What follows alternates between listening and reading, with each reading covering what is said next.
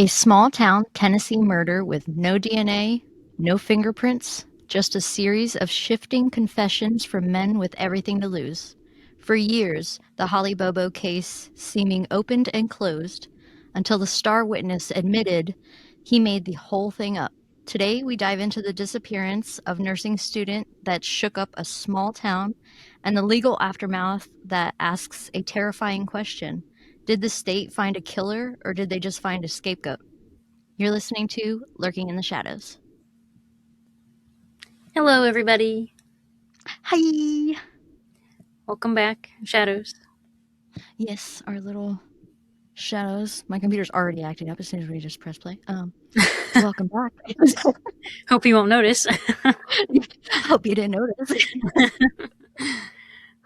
But this is my case today, and I am very curious what Kirsten will think because I do not usually do unsolved, but in my humble opinion, this is unsolved. I will go over everything, but it is unsolved in my opinion. So Okay. I'll be curious what you think of this. And I think you did tell me that this was suggested to us by somebody to cover this case, right? It was, someone on YouTube suggested this one, and I had heard of her before. I don't know if I listened to a podcast on her or if I just know the name. But yes. So I obviously had never heard, like I usually never hear of names. But this was very interesting to investigate because I had not heard of it, and it's definitely, I feel like, that other end of the police investigation that we do see it, but not as common. Usually we see the lack of, and now I feel like this was the rush for answers. Okay. Yes, so I'll jump right on in here. Holly Lynn Bobo was born October 12th, 1990, to parents Dana and Karen Bobo. She grew up in Tennessee and lived in her family home in Darden, Tennessee. She attended college in Parsons, Tennessee, studying nursing at the University of Tennessee at Martin. While studying, she lived with her parents and her younger brother, Clint Bobo. Her mother worked as a teacher and her father was an excavator. Her cousin Whitney Duncan is also a famous country singer, writing a song in memory of Holly in 2017. Oh, that's cool. Yeah. Holly was described as a shy and sweet young woman. She loved riding horses and listening to music. She was also working very hard at her studies, to the point that this 20-year-old woke up at 4:30 in the morning on April 13th, 2011 to study for an exam she had coming up. Dang. Yeah. I wasn't doing that in nursing school. No, I was going to ask you because you've gone through it. So.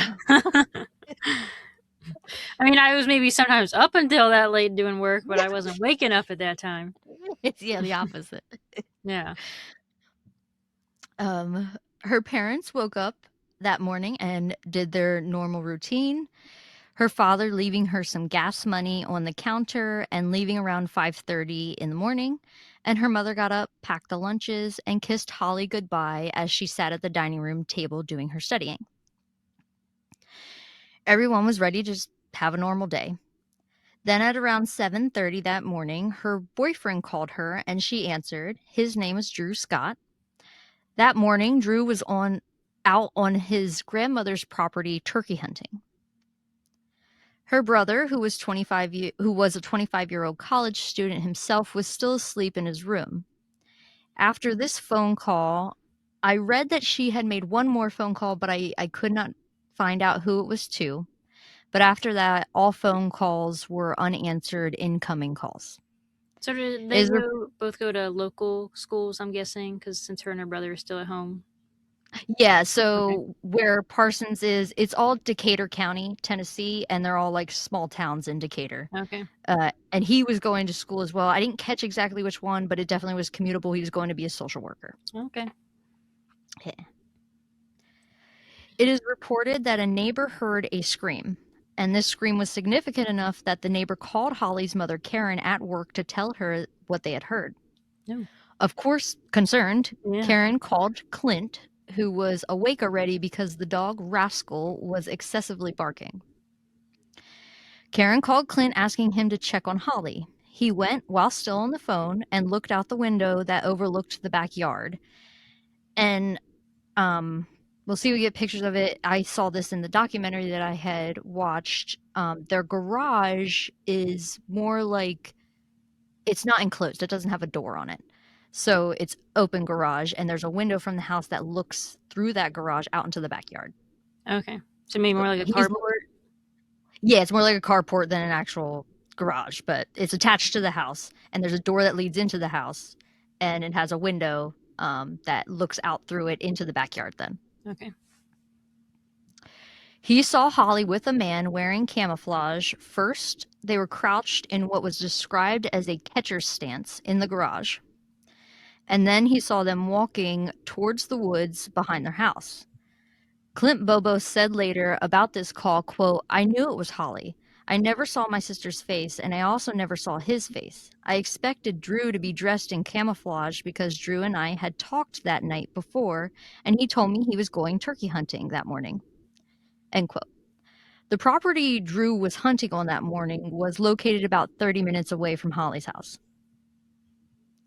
Some things that he was able to notice about his sister is she wasn't stumbling, she wasn't frantic in any way, and she was walking on her own with this man. He also noticed this man was holding something black in his hand, which he thought was a deer call. Quote, "She didn't appear to be hurt. I was still very confused. It still didn't enter my mind that Holly was being abducted," end quote. And you have to remember, Clint was just waking up. And Mhm. honestly, who is looking out their back window, seeing this and thinking like this kind of like this is happening in front of their eyes, you know? Right. And I'm also like, what was with the crouching position first? Yeah. Like being sneaky. And I do state here a little bit that like he hears their voices, but he can't tell anything of what they're really saying. Mm-hmm. Karen, who is on the phone and is at her job as a second grade teacher, hearing everything from Clint, knowing that Drew did go hunting that morning, and that is not Drew that is with Holly currently at that time. In an interview with 2020, Karen relived this scary phone call where she said, quote, "That's not Drew. Get a gun and shoot him." Clint said, quote, "You want me to shoot Drew?" And I think that's when I hung up and called 911, end quote. Drew But went how did and they got his, know it's not him? Could he have like left from hunting early? I mean, I He guess could call her. he could have, but he was, yeah, she was on the phone with him and he was supposed to be going hunting that morning. He is ruled out that Oh, like okay. all his alibis and stuff are like he was where he was, the pings of cell phones, which becomes huge in these cases. In this case, all Okay. of the cell phone data that he was. And they also, as I'm really living this, I mean, they suspect Clint for many years of that he did something to his sister. And Oh, okay. he's innocent as well. I mean, he Mm-hmm. really, to me, through the family and the phone calls and everything, he didn't have anything to do with it, in my opinion. Hmm. Uh, Drew went and got his pistol, but by the time he came back, they were already headed towards the woods walking. Absolutely panicked, Karen had to have her coworker rush her home. As soon as she arrived home, she began searching for Holly. She found a small pool of blood in the garage. This immediately sent her running through the woods, screaming for her daughter, but found nothing.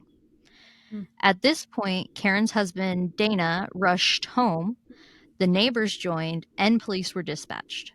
When police arrived, in about 10 minutes, they began looking around the area, and of course, they had suspicions of Clint. Mm-hmm. They made him remove his shirt to look for any scratches on him, and there were none. Clint's response to police suspicion was, quote, "I tried to do everything that they asked, really, plus more. I tried to be as helpful as I could. I know that is viewed as, probably to a lot of people, as changing my story, but I don't view it that way. I view that as me being compliant with law enforcement," end quote. He was eventually cleared and, of course, denies any involvement to this day. Karen knew her son had nothing to do with it, and like any mother would, after losing one of her children and the other was being looked at as a suspect, she became very protective of Clint, knowing that they will get the real answers to what happened to Holly hopefully soon. Yeah. Clint gave all the details he could remember about the person with Holly, but all he saw was this man from behind.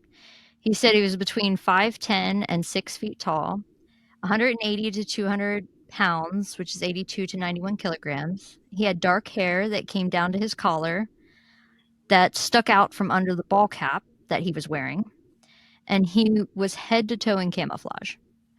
Clint also recalled before he saw Holly and this man walk into the woods, he heard Holly say, "Stop, no, please stop." And he heard a man's voice that was deep but couldn't understand what was said. He also never heard Holly call out a name of who this person was either. Makes me wonder if she knew this person, because how did they get her out there in the garage? That I do, honestly, I have no idea who it could be. We'll go through everything, but Mm-hmm. I she had to have known him. Right. Or was she already out there and then they just like walked up to her? I don't know. I didn't find, and this would have been good information because even in the documentary with the interviews with her parents and stuff, I didn't hear this. Like, what time was she due somewhere that morning? Like, was she Mm-hmm. going? Her Mustang, she had a Mustang, was parked in the garage, and her car was still there. Okay, so maybe she was on her way to school. Yeah, but I mean, they didn't say that.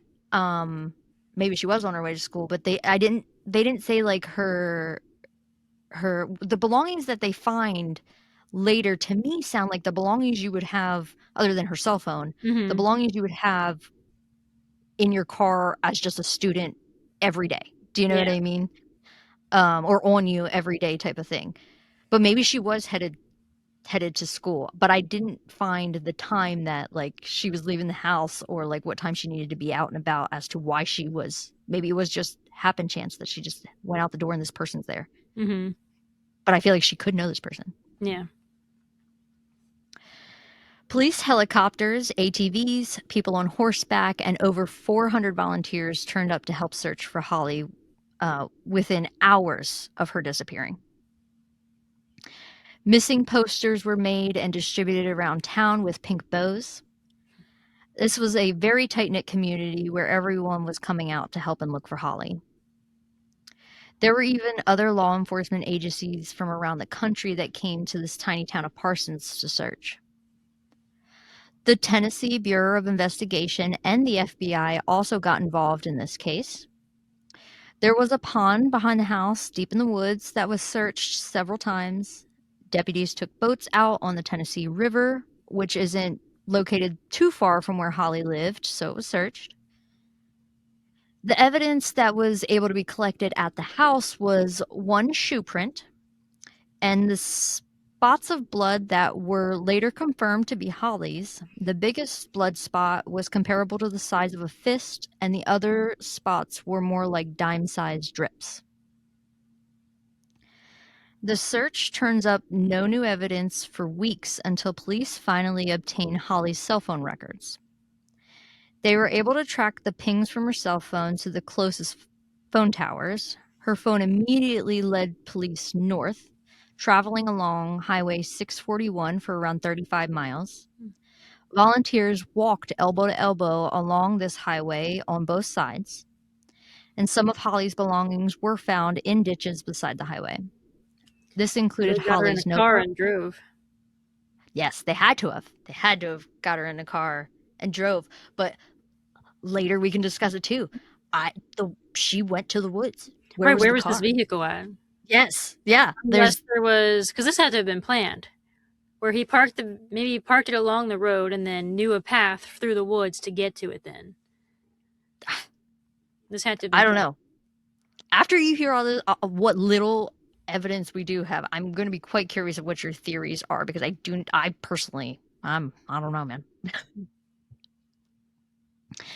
The items included Holly's notebook, her lunchbox, and they found her cell phone with the SIM card removed, which they also recovered that SIM card in a ditch. Okay. And which, now that I'm reading this over, you make a good point. Maybe she was headed out the door for, like, she had her backpack on her. Yeah, She's got a maybe this person lunchbox was a on her. stalker and knew what time she'd be leaving and intercepted her before she got in her car. Oh, maybe. That's a good point. I mean, we just went over the college case that you had, that, Hmm. um, maybe Well, he that was comes out after stalking. this, but you learn. I know. Well, it does. Okay, so the Yeah. next one you guys will listen to is another college person, Hmm. and they, again, like, could easily be stalked on that campus. Do you know Yeah. what I mean? Like, Hmm. so yeah, that's a good theory. I knew you'd have some good ones. So finding us in along the highway was promising because they felt like they were on the right path, getting closer to finding Holly. Over 300 leads came in for police to follow up on, but no one was giving up on searching for her.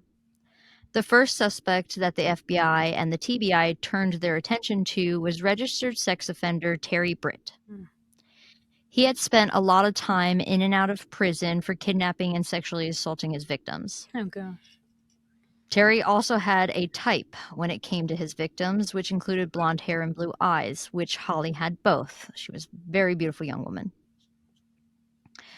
His house was also located right in the circle of the path police could map out based off of Holly's cell phone pings. Okay. This would mean he is probably also very familiar with that area that he would be traveling in. Detective Terry Dykes went and interviewed Terry Britt, who was locked up at the time, and he claimed that he had an alibi during Holly's disappearance. The interview with Terry was quite disturbing to listen to as he goes into detail of what the suspect was probably thinking and doing during this crime, referring to Holly's body like a toy to play with. Oh, Yeah. he's Hmm. gross. People fucking disgusting. Dykes really thought Terry could have committed this crime until a turn in the case sends detectives looking into 4 other suspects. And because Dykes was so convinced Terry had done it, but he had no physical proof to back that up, other detectives on the TBI team took over the investigation, thus reassigning Dykes when they couldn't come to the same conclusion over Terry's guilt. The next group of suspects were known to law enforcement as a troubled group of boys. This included Zach Adams, Dylan Adams, Jason Autry, and Shane Austin. They were suspected separately of committing this crime. They all had small criminal records, including theft and drug-related charges.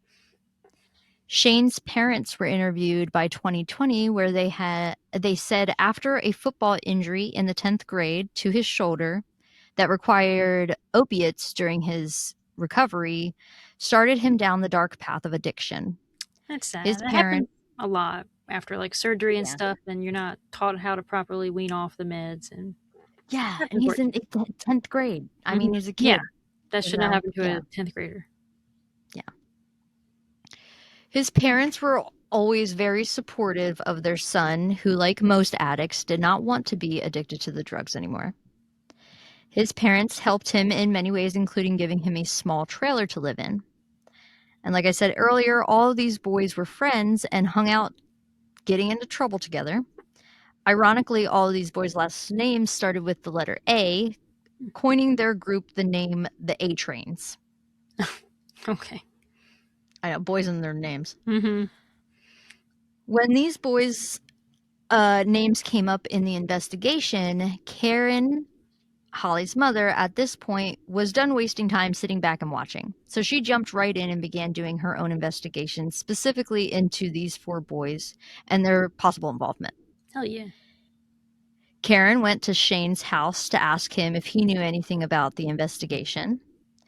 There was also a rumor around town that Shane had seen Holly at the local Coon Festival a few weeks prior, and people reported that Shane was trying to get a picture of Holly and was following her around the festival. Police did talk to Shane themselves and searched his residence for evidence, but nothing was ever found to connect him. This process now has taken 2 years since Holly has disappeared. The next suspects police began looking into was Zach and Dylan Adams, who were brothers. But they still didn't give up on Shane because now they suspected he knew more than he was letting on. Plus, they were now focusing on his friends, the Adams brothers. Yeah. Zach Adams had apparently ran his mouth and made a few comments to someone that they will end up in the ground like Holly Bobo, which, if he did say that and he's under investigation, that's a pretty stupid thing to be saying. Mm-hmm. So, in order to try and get more information on the brothers, police offer immunity to Shane in exchange for the location of Holly's body.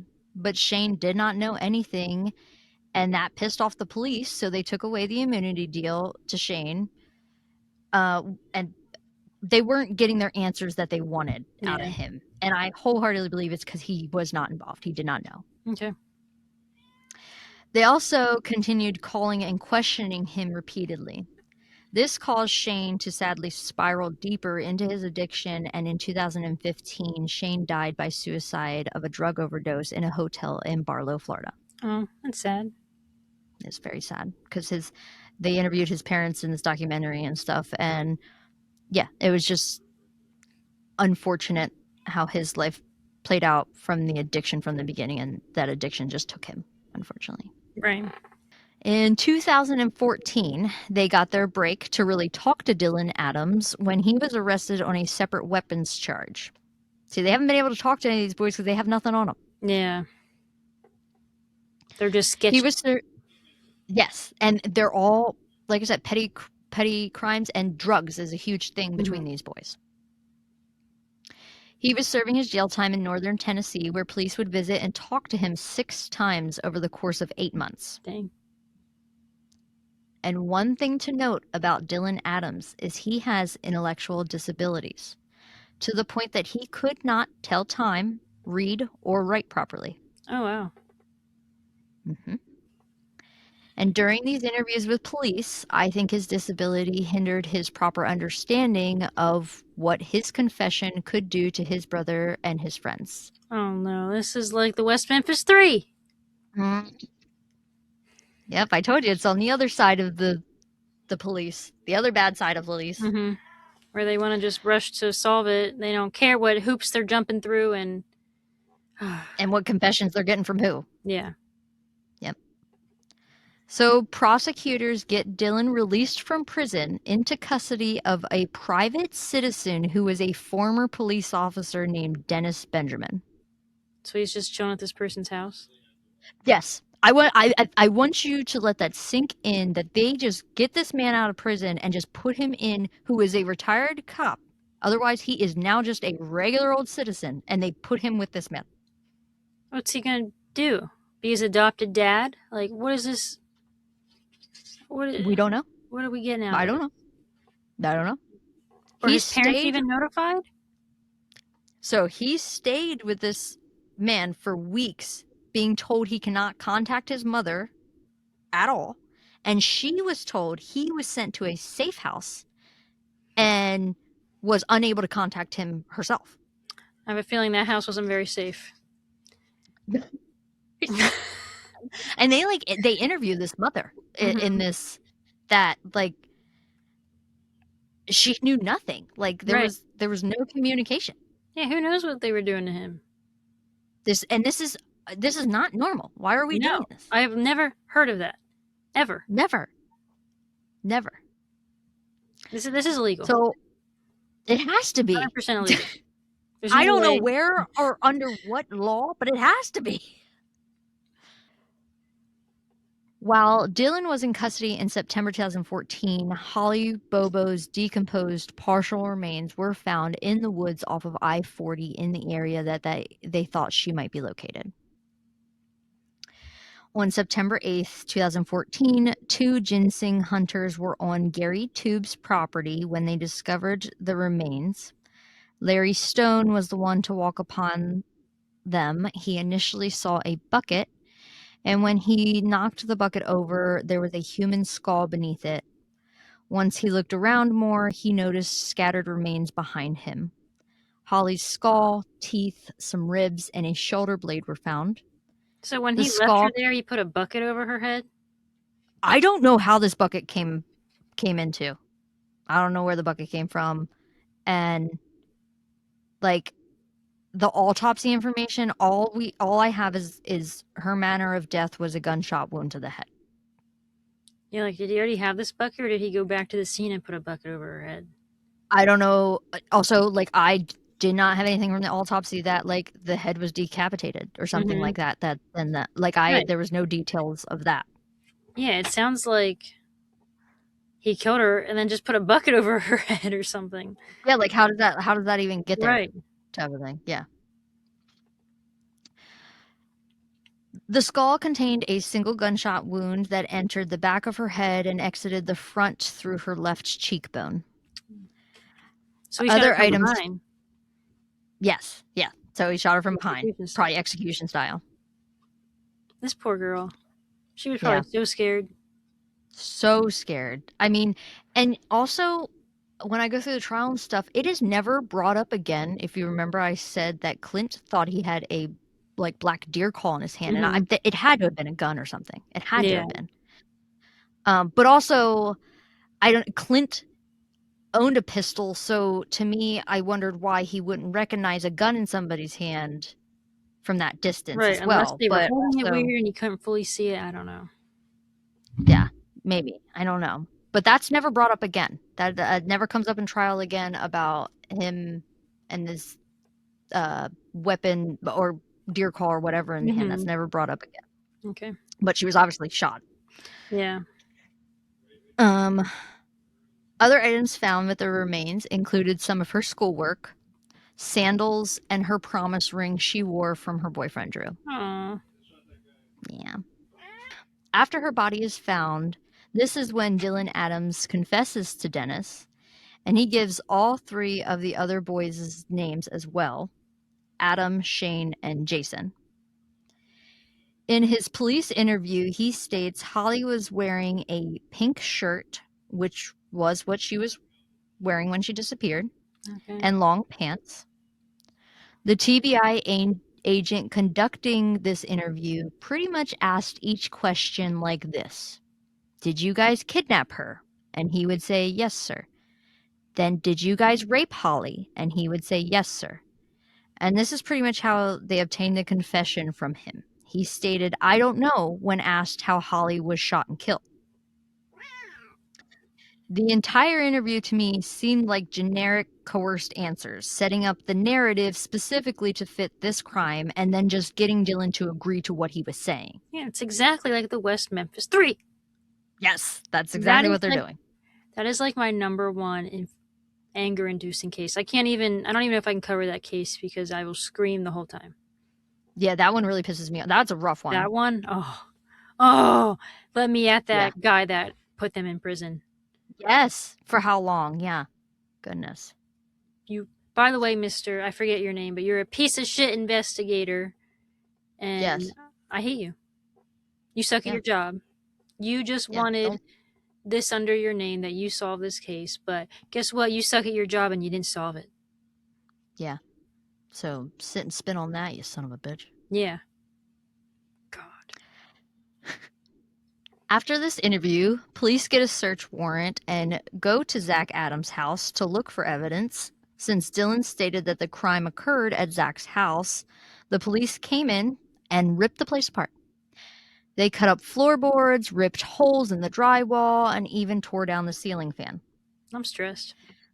They took DNA samples from all surfaces in the house, but nothing was ever found connecting them to Holly. All three men were indicted on murder, rape, and kidnapping charges and were set to stand trial for the death penalty. Did they find evidence of sexual assault on her body? No, we have the all time because she was just bones. It was 3 years later. Okay, so how are we going to charge them with sexual assault if we don't know if she was sexually assaulted? Yeah, fucking valid question, right? Yes. Yes. And the rape is in this. This is in the trial.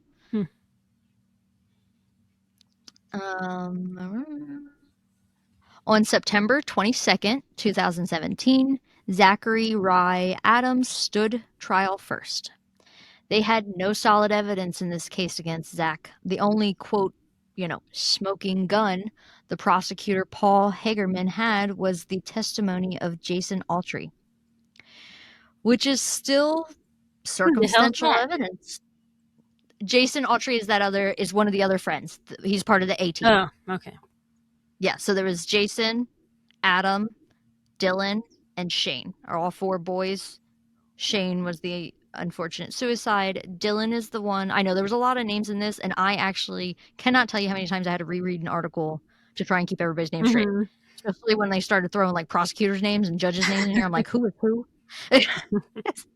So Jason Autry is being accused of this crime as well as one of the friends. Okay. All three of them are Dylan, Zach, and Jason. Jason's testimony took an entire day to hear.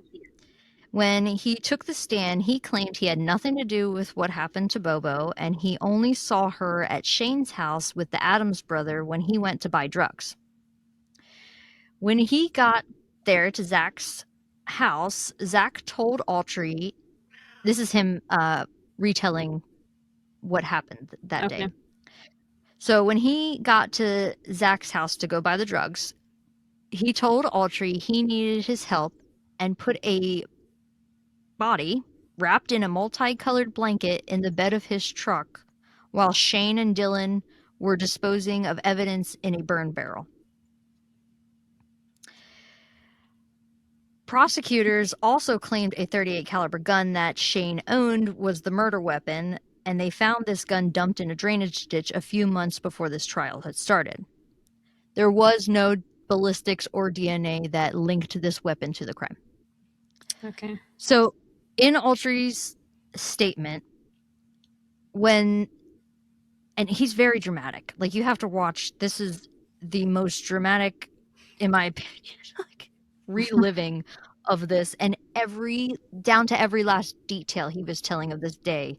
And this is 2017, and this happened in 2011. So, Mm-hmm. he's retelling this detail for detail. Mm-hmm. Okay. So Autry stated that they went to dump this wrapped body in the woods by the Tennessee River. So while they're dumping this body and they're standing over top of her body, she began to move, and Autry yelled, "This bitch is still alive." He then went to the front of the truck to be, a lookout, while he said Zach went into the truck and got his gun and shot Bobo in the head. And Autry claimed that he heard the gunshot go off once and heard the echo of the shot bounce off the bridge nearby. So what is he saying was her original injury that made them think she was dead? 'Cause she only had the one gunshot wound, right? Sorry, strangulation. Yeah, I should have put that in here. I apologize. It was he was saying like he strangled her to death. Okay. Which, I mean, like I said, when we have her body, we have no proof of anything Right. otherwise. Yeah, we can't tell that. Yeah. So after the gunshot, they heard a boat motor running on the river and got scared that they would be found. They loaded the body back into the truck. Shane then dropped Autry back off at home, while apparently Zach went and dumped her body further in the woods. The location during his testimony that Autry talks about, where he says that Zach dumped her body, is not where her body was actually found. The defense ripped apart Autry's statement, in my opinion, by bringing in the cell phone records from the time that this crime was happening and that he's retelling this tale. Mm-hmm. So during this crime, he has phone records that he had a phone call with his mother at 9:42 a.m. And with his retelling, this is quite literally in the middle of her kidnap and disposing and everything. Okay. They also called Shane's mother to the stand that stated that Shane never had a burn barrel at his house, and also During his retelling of the story, Autry made a comment about a driveway gate being open, which, again, there was no gate on this property for the driveway. A main point for the defense was the cell phone pings from the boys' cell phone in comparison to Holly's information from her cell phones, and they did not match up. They were not in the same areas in the morning that she had disappeared. Okay. They also had a few friends of Zach stand witness to Zach making statements about Bobo throughout the years. Zach later in an interview claimed that he was with the wrong crowd of people, and to keep up appearances, he may have said a few things that were not true, referring to Holly, to keep up the tough guy facade. So Terry Dykes, who was the TBI agent that was reassigned from the case, stood as a witness for the defense, which is very unusual. Yeah. Terry Britt, the sex offender that Dykes suspected of the crime, also took the witness stand. After hearing all of the witness statements and evidence, the jury deliberated for 11 hours over 2 days, coming back with a guilty verdict on all charges, and he got life in prison without the possibility of parole. Just Zach. Just Zach. This was just Zach's trial. Then on January 18th, 2018 is when his brother John Dylan Adams, so that's Dylan, stood trial for the murder and kidnapping, and he was sentenced to a total of 35 years without the possibility of parole. Jason Autry received 8 years in prison, only getting this reduced time because of his testimony against the Adams. He was released in 2020. After he was released, Autry recanted his testimony about Zach Adams' involvement in Holly Bobo's murder. Okay. To this day, Some sense Autry, come to him. yeah, right, guilty conscience. Mm-hmm. To this day, Autry is back in federal prison serving 20 years for a separate weapons charge. So now that Autry has come out and we're in 2020 and this, it's been many years, and he is recanting his statement, this begins the process in 2024 for Adams to appeal his conviction. Okay. Autry he made this whole story up to keep himself out of jail, and he even comes out and says how sorry he was that he did that. I mean, they were young. They were, and on drugs. Mm-hmm. And if your attorney's coming, this was part of the documentary, and I thought it was a valid point of, if your attorney is coming to you and saying, either say this or you're getting life in prison, what are you going to choose? Right. So, So I do have a more recent update from November 25th, 2025. There was a new hearing for Zach Adams to hopefully get his conviction overturned. It seemed like this hearing focused a lot more on Dennis Benjamin, the retired cop who got the first confession from Dylan Adams. Okay. You remember that guy? Mm-hmm. They focused on his credibility and his tactics he used to obtain the original confession from Dylan that sent this all spiraling in the direction that it went. Yeah, he had very poor tactics, let me tell you. Yeah. Yes. And I don't go over all of it in this because it was, for this hearing, it was 2 hours and 30 minutes and I wasn't watching the whole thing, but they go in on like him. Good. Which, like, good. Yes. To him. Yeah. The guy in West Memphis 3. Yeah. Hell yeah. They need to. Fuck. In one incident, Benjamin was heard talking to one of the key witnesses. So this is during the hearing, and they're going over the evidence again, since, now Autry has recanted his testimony. What do they have? I feel like that was the only thing that put Zach behind bars. Not much of anything. No. So in one incident, Benjamin was heard talking to one of the key witnesses, Victor Dishmore, saying, quote, "If you can't give me Holly's body, you're fucked," end quote. threatening Dishmore with additional charges. He also is heard asking Victor, who is the weak link of the three boys? He asked if Dylan was the weak link.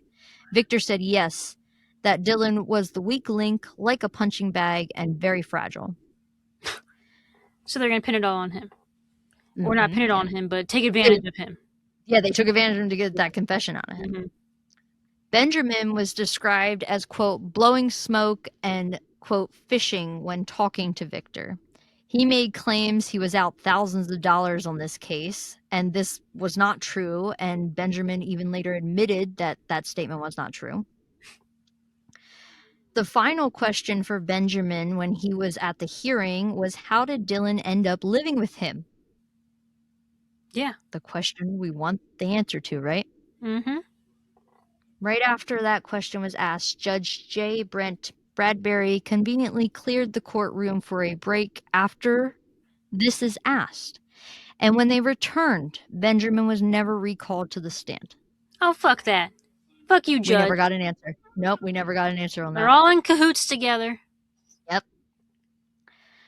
Prosecutor Paul Hagerman from the 2017 trial took the stand to help with the cell phone data collected that morning in 2011. And this statement he makes, he stated he always felt Dylan's confession was missing things. And it's like, you're the prosecutor. Right.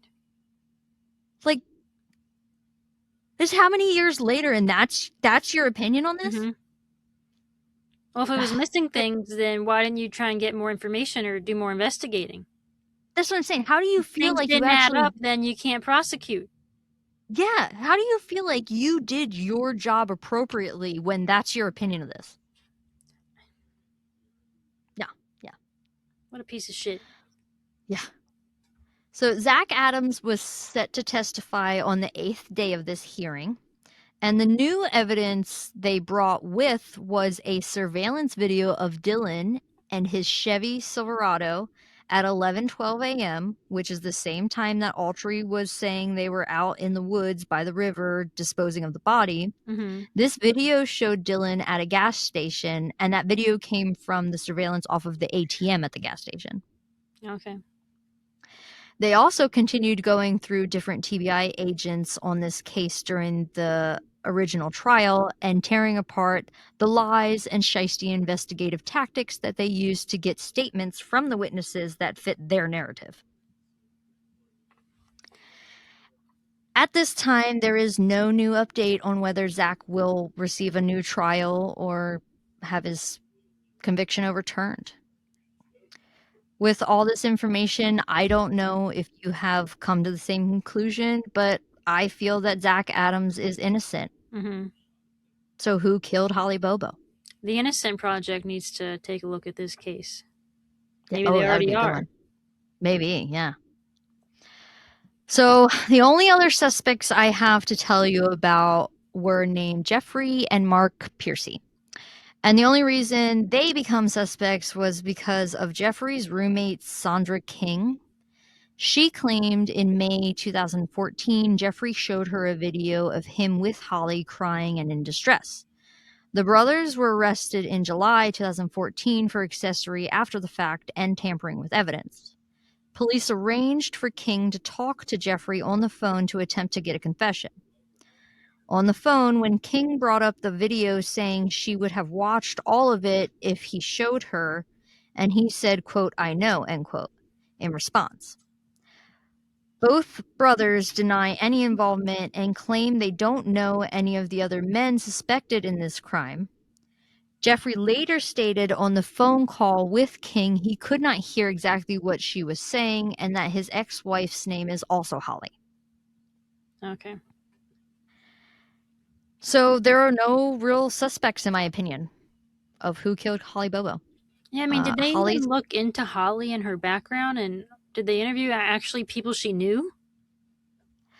In the documentary that I watched and all my research, other than they tunnel, and I think it's kind of fucked because they took Dykus off of the case because they were claiming that he was so tunnel vision about Terry Britt. Mm-hmm. But to me, they tunnel vision on the Adams brothers and getting that confession Yeah. from Dylan.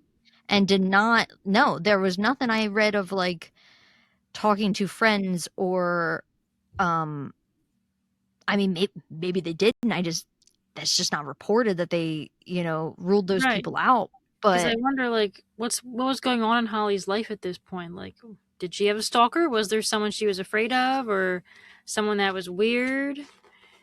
yeah, I all I know is that the boyfriend and, I mean, she's very active with family, Hmm. her mother was a school teacher, they were very active in the community, they were church-going people, so I really think that this investigation was taken in the direction that the investigators wanted it to go. Right.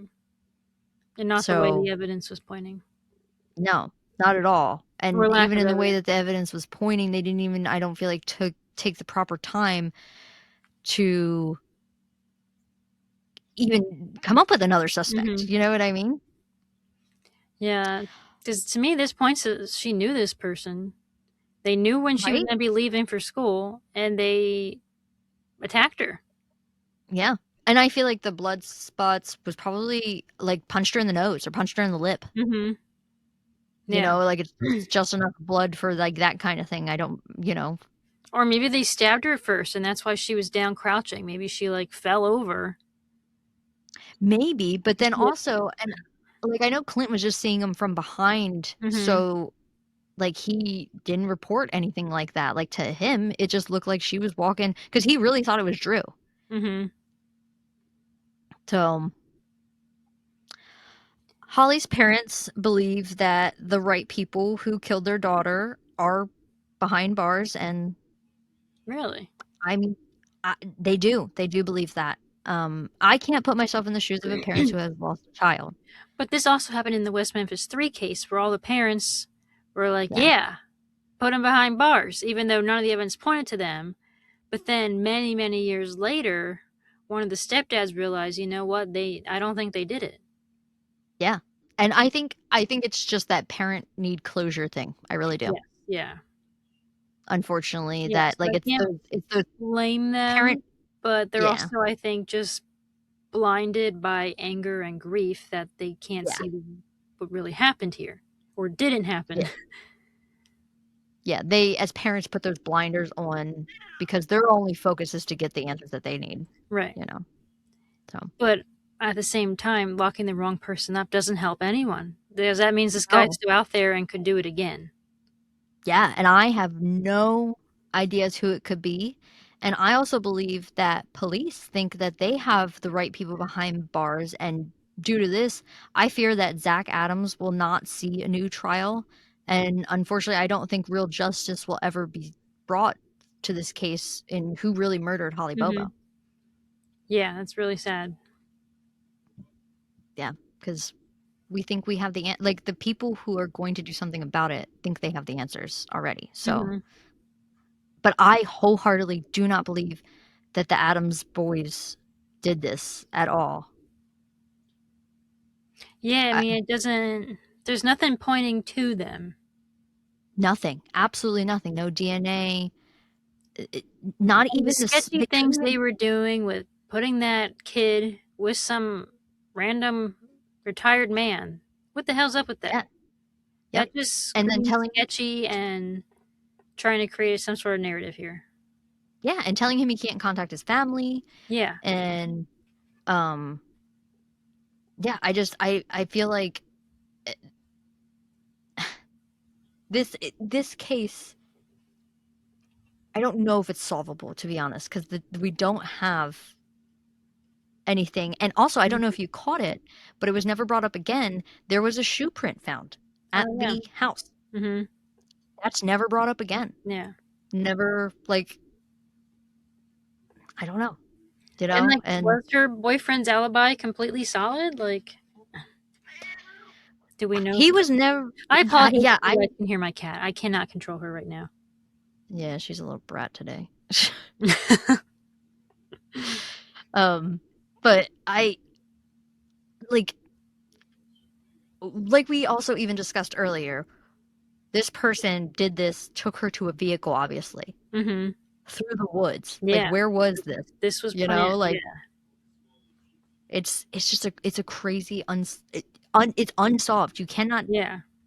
convince me that those boys did not do it. And yeah, I think they had problems. I think they had drug problems, they had Hmm. weapons problems, Yeah, they they were weren't doing good people, but still. illegal things. But yeah, I do not think any of them individually or together went and did that to Holly that morning. And Hmm. like I said, the cell phone pings, none of them do.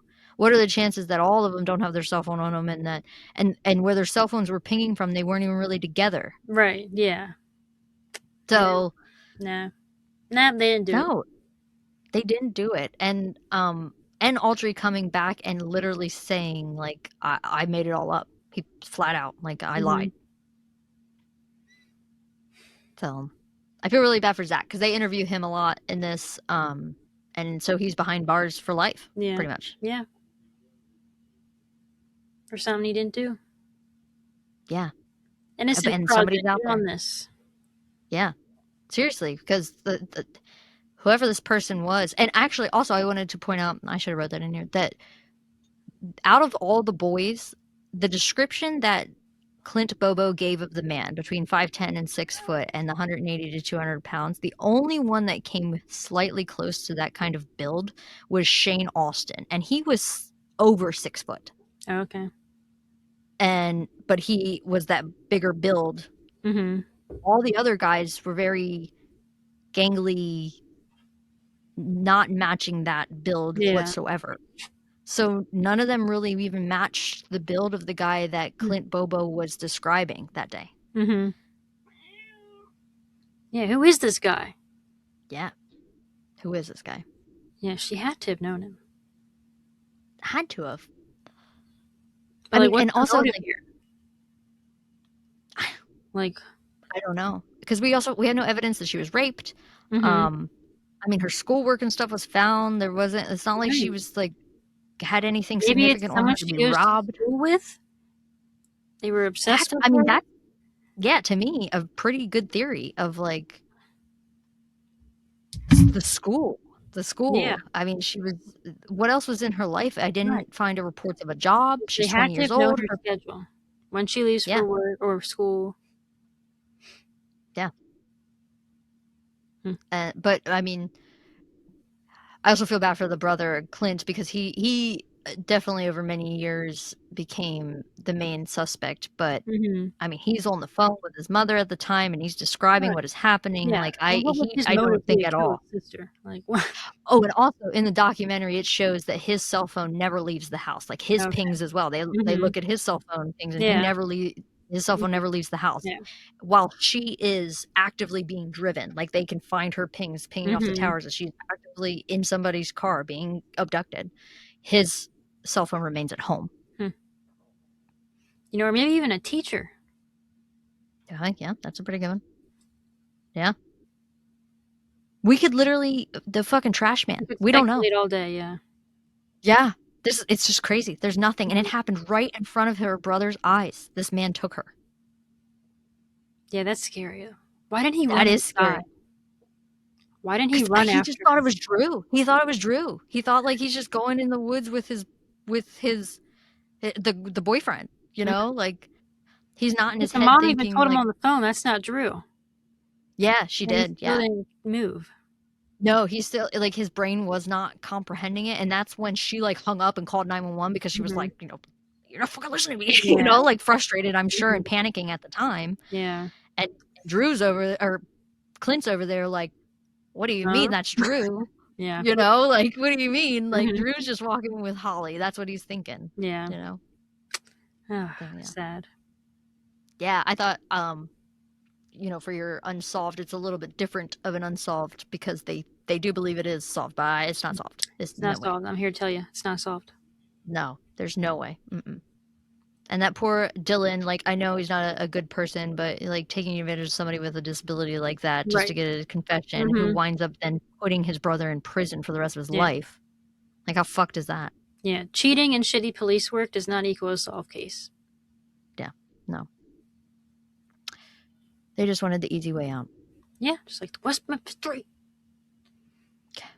Yeah, that is a frustrating case. We don't Mhm. know if we'll ever cover it, but Yeah, there's plenty of documentaries out there. If you're not there up with is. it, you should Watch really Paradise good. Lost. That was a great one. Yes, that one's, have the tissues for Yeah, sure for that one. Yeah. because that was what really That got built up me, my yeah. anger. Yeah. I was like, Yeah, they did an excellent this can't be job real. on that. This can't be No. real. How did this happen? How are people so stupid? Yeah. But it happened. People so stupid. God, yeah. Thank you for watching. If you like this video, please give us a thumbs up. Please subscribe and hit the bell to be notified of future uploads, and keep lurking around for our next video. Bye! Bye!